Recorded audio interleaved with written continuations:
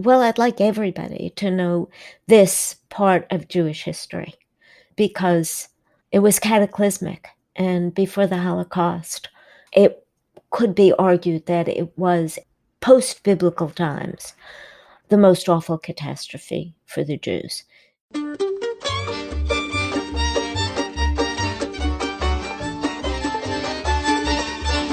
This is The Book of Life, a show about Jewish kidlit mostly. I'm Heidi Rabinowitz. Gail Carson Levine is well known as the author of Ella Enchanted, a beloved Newbery-winning fantasy that was made into a popular movie.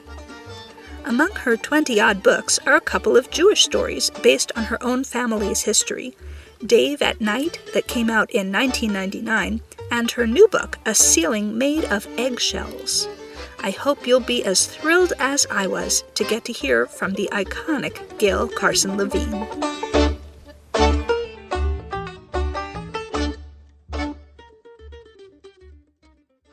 Gail Carson Levine, welcome to the Book of Life. Oh, thank you. I'm so glad to be talking to you. Gail, we'd like to get to know you a little bit. On your website at gailcarsonlevine.com, you have a whole section about your house. And that is not a standard practice on author websites. So why did you choose to share your home with us? Oh, it's just such a cool house. It was built in 1790, and it's got 4 fireplaces. The one in the living room used to be the kitchen, so it's got the beehive oven. And over that fireplace is a carved lion's head that used to be on a Barnum and Bailey circus wagon, because the circus was not far from here, and Brewster, where I live, was where the horses were kept for the circus. So that's one thing about the house, but it's got all these old beams. Because it's an 18th century house, the ceilings are low and the windows are small, and oddly enough, that makes it really cozy. I love being here, and I think the house has intrinsic interest. Cool. That's awesome. Tell us about A Ceiling Made of Eggshells, what it's about. It's about the expulsion of the Jews from Spain, the events that lead up to that. It's told through the voice of a young girl in a prominent Jewish family. Her grandfather is a courtier and a financier for some of the nobility, but most important for the king and queen of Spain at the time, Ferdinand and Isabella.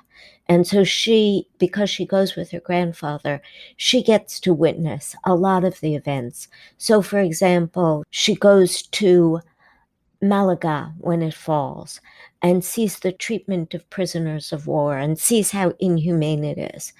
Before then, she's a little bit toying with the idea of converting to Christianity. Her brother makes a case for that. And it's that experience that solidly convinces her that she wants to stay a Jew, regardless of what may come as a consequence of that. So it's about her experience of this time and her family and how the times influence them and influence her and her becoming. She's 7 at the beginning of the book and she's 16 at the end. So it covers a lot of ground. Yeah. Can you explain the title, A Ceiling Made of Eggshells? I can't find the reference where I originally found it, but it's from a folk tale about King Solomon, who had a lot of wives and wanted to marry a fresh one, or a new one anyway. And when he was wooing her, she said she wouldn't marry him unless he provided her with a ceiling made of eggshells. And this is in a story that's told to her by her beloved grandmother, Bella. And the comparison is made between a ceiling made of eggshells, which is very improbable, and Jews in Christian Spain, which has its own improbability. That's where the title came from. Sort of seems like a twist on the image of a fiddler on the roof. You know, something that's improbable and awkward and could be hurt at any moment. Yes, yes. So it's fragile. Fragile, right. The situation for the Jews was. Talk about your family connection to this book and in your earlier book, Dave at Night? For this book, it has to do with my father being a Sephardic Jew. My father was born in Salonika in 1912. When he was born, Salonika was still part of the Ottoman Empire. There wasn't that much empire left, but it was. And in the First Balkan War, a few months after he was born, Salonika was lost to the Greeks.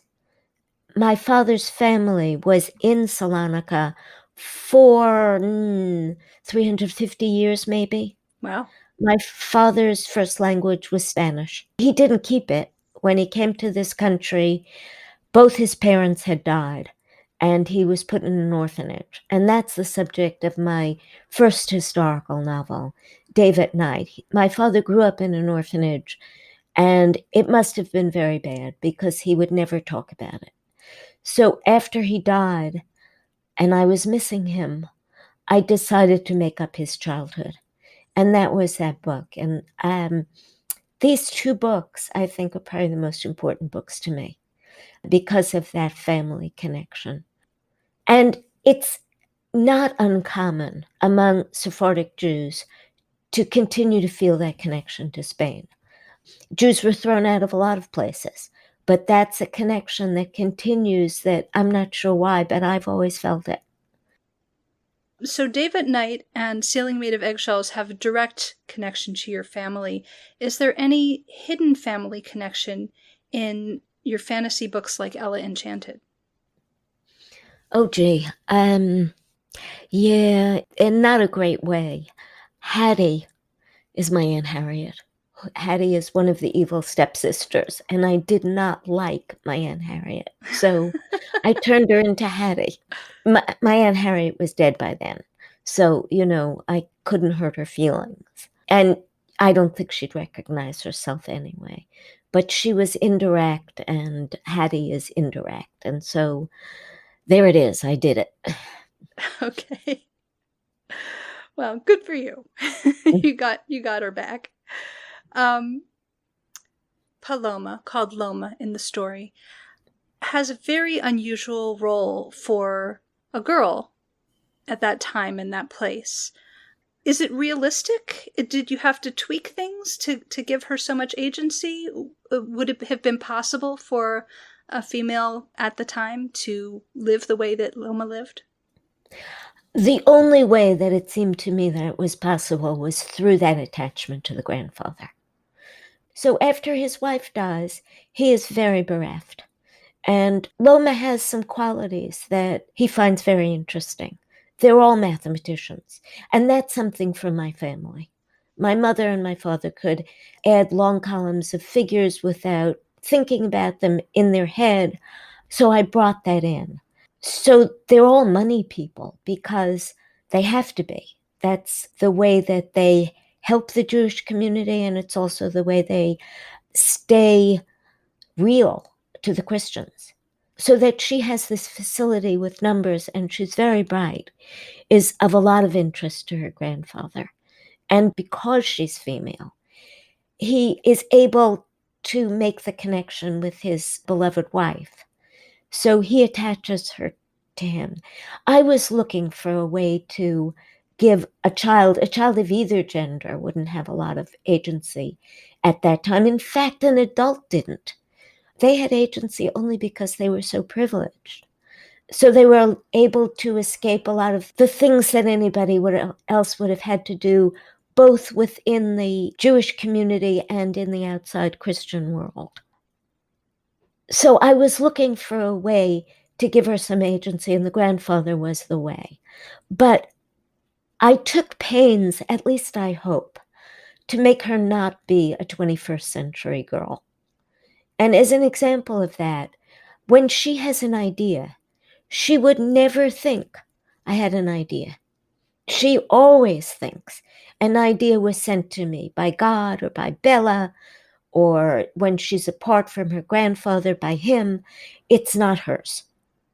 So that's an example. I did my best to not make her modern.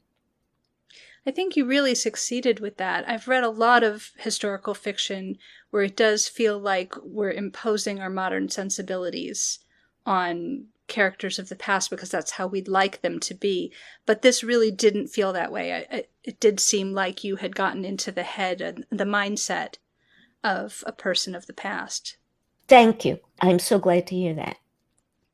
Tell us about the character named Hamdun.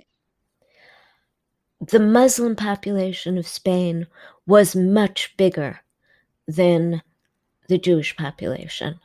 Muslims could be anything, and I decided he could be in that family. Originally, I made him into a slave because slavery was common, domestic slavery, and I thought better of that in terms of having a lot of explaining to do if he were a slave. So I turned him into a servant.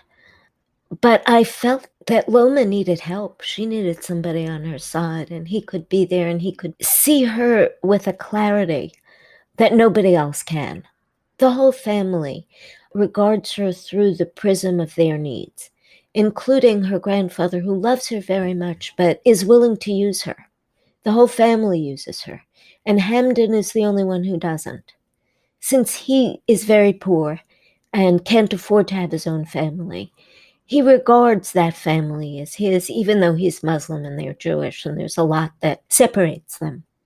At this time, when anti Semitism is on the rise, I think it's so helpful to have a widely read author like yourself addressing this topic so that it's more likely to be encountered by non Jewish readers. Thinking about this book in terms of the famous windows and mirrors metaphor about the effects of children's literature, what reflection do you hope Jewish readers will see in the mirror, and what insight do you hope non Jewish readers will see through the window? Well, I'd like everybody to know this part of Jewish history because it was cataclysmic. And before the Holocaust, it could be argued that it was post biblical times the most awful catastrophe for the Jews. Half the Jews of Spain from 1391 to 1492 either converted or died leaving, or died being murdered one way or another. So I guess I'd like children to know that the Holocaust was not a one off event, that there was a history that goes way, way back. And I think many, many children will know about the star that Jews had to wear in Germany, and that had antecedents in the Middle Ages with the badge that Jews had to wear, I think will be revelatory for lots of people. I would like Jewish children to see her heroism, although she's a medieval child. And also, there are things like Jews ransoming other Jews out of slavery, which they did and did and did and did. I think is kind of a wonderful thing for Jewish children to see because of the strength of the community. Looking at the notes in the back of the book, it's obvious that you did tons of research.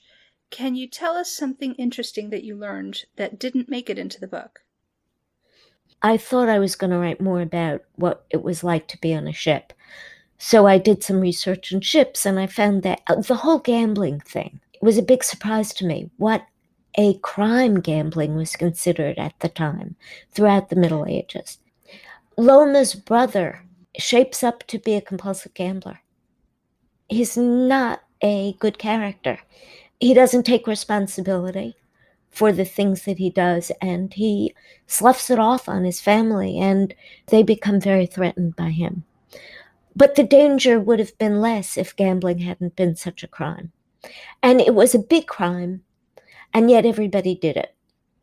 So what I discovered about ship life, like 50 or 100 years later, was that playing cards were invented, but they were very expensive.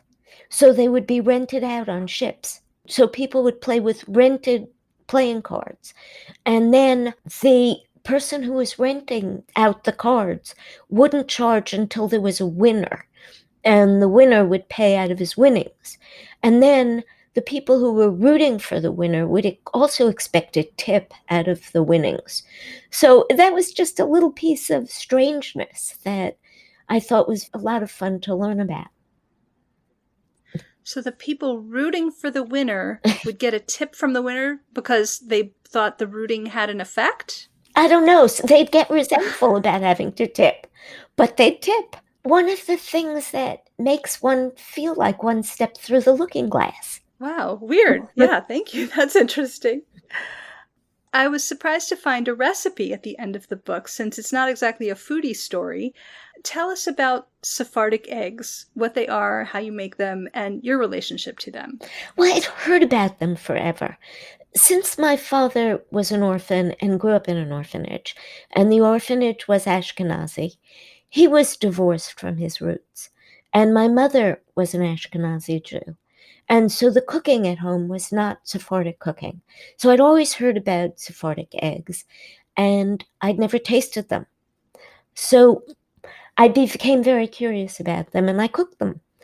I put together recipes from the internet, from my cousin.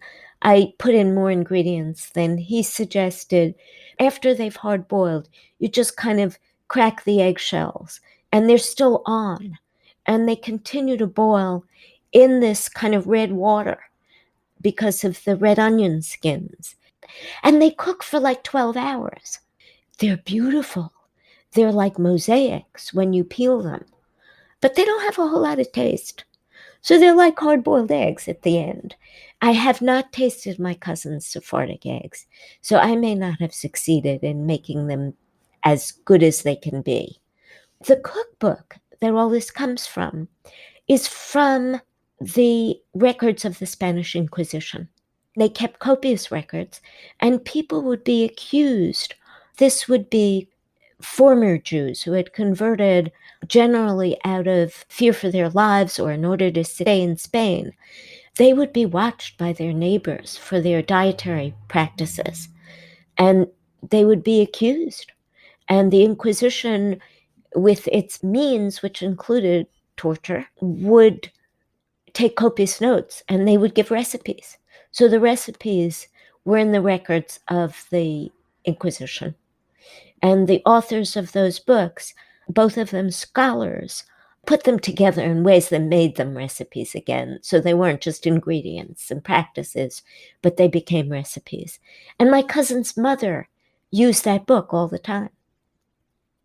Is there a connection with the title because of the eggshells in the title and the eggs at the and the recipe for eggs at the back of the book?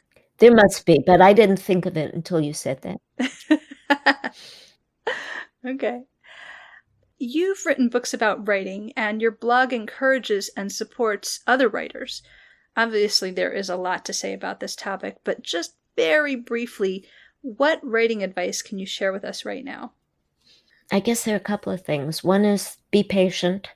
Writing is slow. Publishing is also slow. You don't figure it out and know what you're doing right away. And the other is not to be self-critical about it. What I mean by self-critical, I mean globally self-critical. This stinks, this is no good, I can't write. That kind of chatter is completely unhelpful. Writers have to be conscious of things like pacing and character and dialogue, and that does require criticism, but it's specific and it's useful. Okay, good. Thank you. I think I read this somewhere that you said that you imagined the character of Loma as an ancestor of yours. Yes. So she's more than just a character to you. She feels like family, but she's invented family, right? So talk about that a little bit. Well, as I read about the expulsion and all the ways that people died getting out, if they weren't close to the coast, they could be waylaid. There were pirates. People would be sold into slavery in a way that there would be no Jewish community to ransom them. The harder it became to believe that anybody survived. So what would the qualities be of somebody who might be able to do that? Loma, I think, is that person because there are two sides to her. And one is really devoted to family and children and to passing along, she wouldn't have thought of this, but her genes and passing along her knowledge. The other part of her is just exceedingly capable. So she figures things out.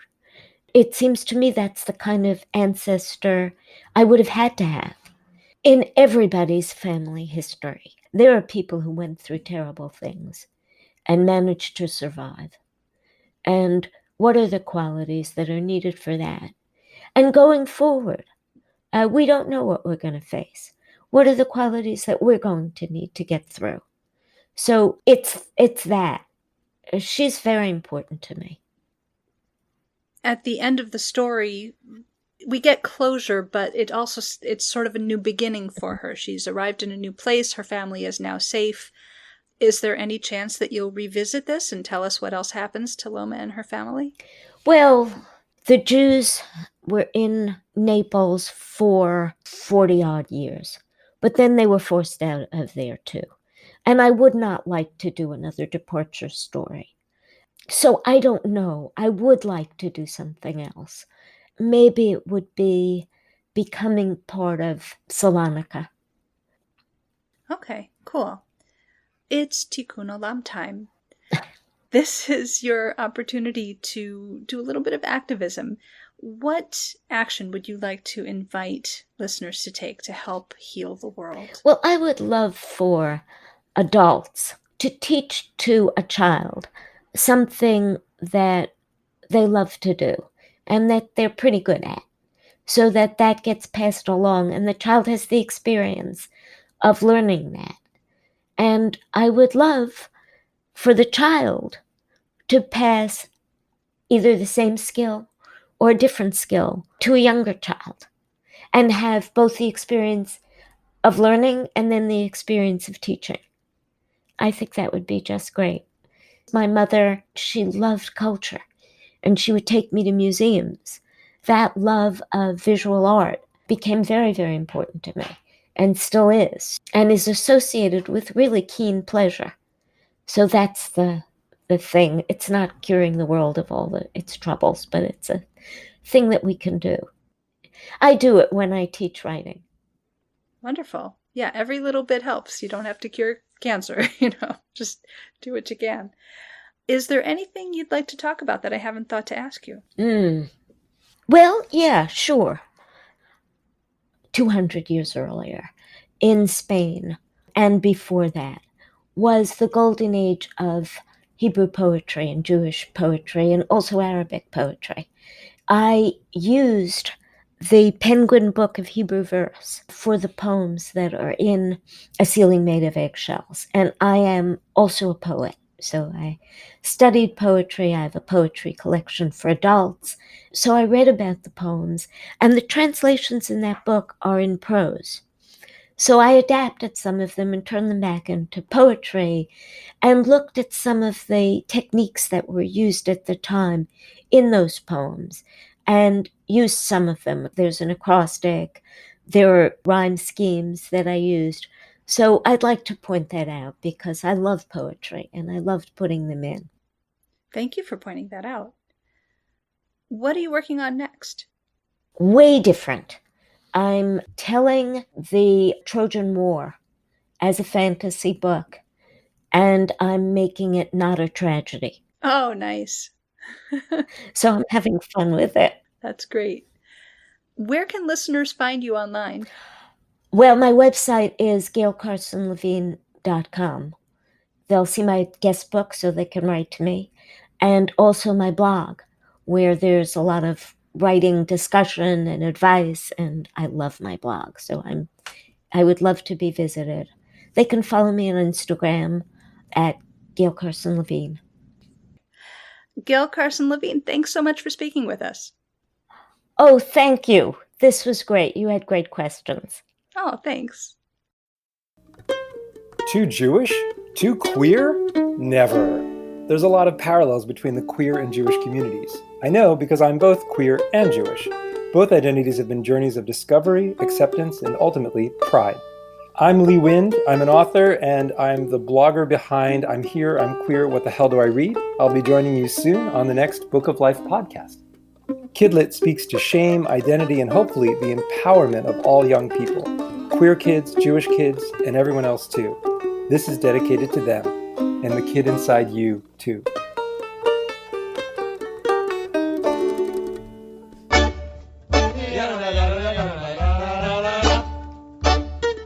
Don't be a stranger. Say hi to Heidi at 561-206-2473 or bookoflifepodcast@gmail.com. Check out our Book of Life Podcast Facebook page or our Facebook discussion group, Jewish Kidlit Mavens. We are occasionally on Twitter too, at Book of Life Pod. Want to read the books featured on the show? Buy them through bookshop.org/shop/bookoflife to support the podcast and independent bookstores at the same time. You can also help us out by becoming a monthly supporter through Patreon or making a one-time donation to our home library, the Feldman Children's Library at Congregation B'nai Israel of Boca Raton, Florida. You'll find links for all of that and more at bookoflifepodcast.com. Our background music is provided by the Freelock Makers Klezmer String Band. Thanks for listening and happy reading.